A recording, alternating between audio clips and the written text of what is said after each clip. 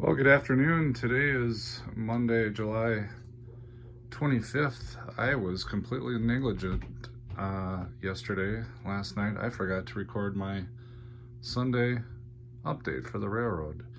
I had unexpectedly had some company over for the weekend, so it was a busy weekend. We actually ran quite a bit of trains in the train room, which is good. But I was pretty bushed after all the activities this weekend. And I just completely forgot to provide that video update last night. So I'm gonna have to do this real quick today because we gotta hit the road in about 7 minutes. I told my son I would take him out golfing. So let's try to whip through this. Did make some progress. Let's see. I got all kinds of little signs up. I don't think these were up last week. So I'm adding details to the layout. Road crossing or railroad crossing signs. We got railroad crossing signs in the back, and of course there's our beautiful signals. We've got whistle signs. I don't know if you can see that one right there. There's another one there for coming out of the siding. We've got more railroad crossing signs here. We've got whistle signs here for the grade crossing over there. Finally got our handicap signs in. All these signs, by the way, came from, oh gosh, I want to say it's Teskey's. I'm sorry, I'll put it in the video description. I forget now. The name escapes me. It's on the tip of my tongue. I mentioned them a few weeks ago, though, I think. There's another handicap sign. And then if we go over into Red Rock, we've got more railroad crossing signs here. We've got a stop sign. We've got, where is it? Oh, here it is right here. Speed limit sign. My kids came up with the speed limit for the yard facilities service road. They said it should be 25 miles an hour. We had several speeds to choose from. We got a railroad sign crossing here. Got another speed limit sign there, right before the speed trap, and the officer watching for drivers, making sure they're following the speed limit. We got a whistle sign here for our yard lead coming across the service road grade crossing. We've got yard limit signs. I believe these are new this week. So there's the yard limits sign actually for the siding, to let the engineers and crews know that when they're going into the siding here, they're entering controlled yard limits, because technically this yard lead provides head-end room for switching activities all the way up to here. The yard limits is actually way out here. There's the signs there. So this is the sign for yard limits entering the yard. Yard limits has control of the turnout going into the yard lead, which is also shared with the turnout for that siding I was just talking about. So that's why if we've got a train coming in this direction westbound, it's going to head into that turnout. That's technically controlled by yard limits. There could be some crews working up there if they're working on a long switching job for the yard. So I put that yard limit sign there. Oh, and then while we're in this scene, look at that. 2 new signals have sprouted up just where I wanted them. One for the passing side, or for the siding on the left, and for the main line on the right. And then of course, these are controlled by our turnout toggle switches here. For instance, if we throw the toggle switch for the yard,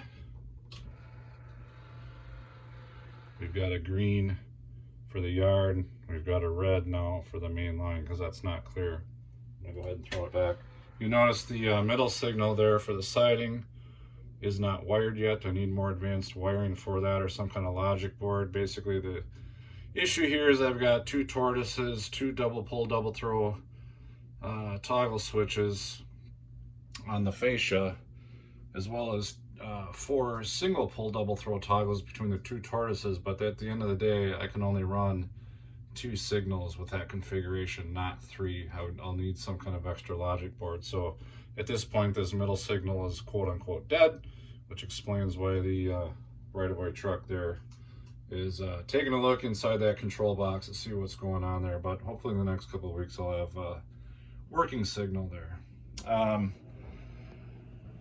Lastly, I think I'll mention, so I talked a lot about this section of track that was going to be replaced. This has all been replaced. It's really nice now. Single piece of flex track coming around here over George's Gorge. I still haven't put the other side of the girder back on there. The reason was I wanted to test the track plenty and run over it, and also validate it using the laser level, making sure everything stays true before I glue the girder back in place and ballast it. So I'm going to shut the light off. You can see what I'm talking about here. I'm using the laser level here, which tells me the absolute truth on the level of this track. And so I've got that thing pointed right inside the web of the rail, right below the rail, the actual top of the rail head, to show me that we are nice and level all the way through, over the bridge, and actually over this middle section before we get to the second plate girder bridge over George's Gorge. That's actually right at the point, right in this section here is where we start the descending 2 to 3% grade into Granite Creek. So this tells us that our rail is absolutely level, whereas right before, the problem I was having with the derailments, we had kind of a bump here, and the railhead was actually going up right in this section significantly, probably about 1/8 of an inch, maybe even a little more. And then there's a curve there, so that was allowing the 6-axle, one of my 6-axle diesel units, was his front wheel was riding up and right over the rail because of that. So got it all fixed, ran lots of trains this weekend with my visitors that came over. This is all looking real good, so probably tonight I'll actually put the plate girder back on. Where is it? It's up here somewhere. Oh, here it is. Can't see up there. So we'll glue this plate girder back on and then start to get her ballasted. I also made an impromptu run to Home Depot last night. Picked up something I've been wanting for a while, and that is a remote control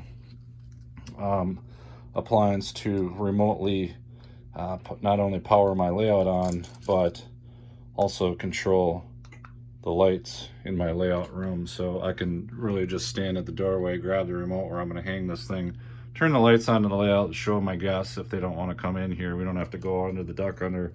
And then also the number 1 button actually turns my layout on and off.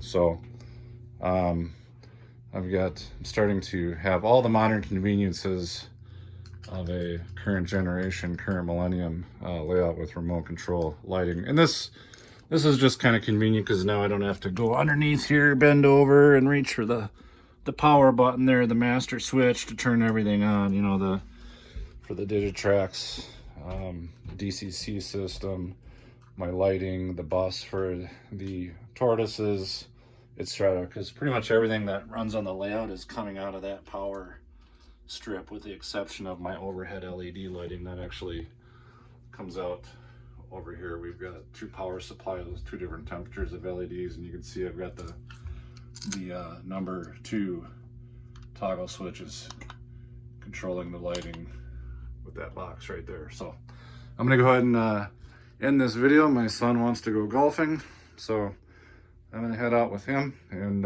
thanks for tuning in and following the layout. Anything that I missed, I will catch in the update next week. Take care and have a good week. Bye-bye.